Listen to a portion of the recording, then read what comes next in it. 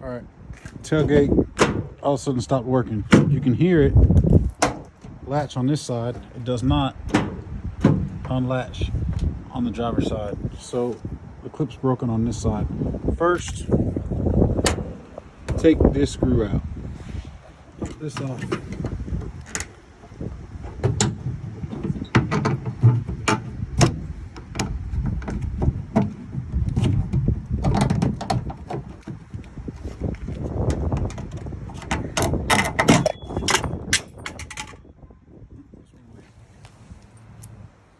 Don't lose this. It slides into here. That's where that screw, the first screw we took out, threads into. And the reason it popped off is these little clips are holding it in pretty tight, and I only have one hand. So that clip right there is the right side clip. It's still working.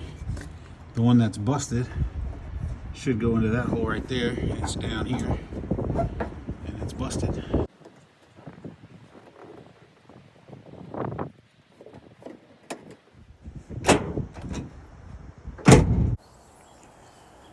So this one here, those are the clips, and it says it's only good for the 99 to 07, but I have a 2009 and it worked just fine.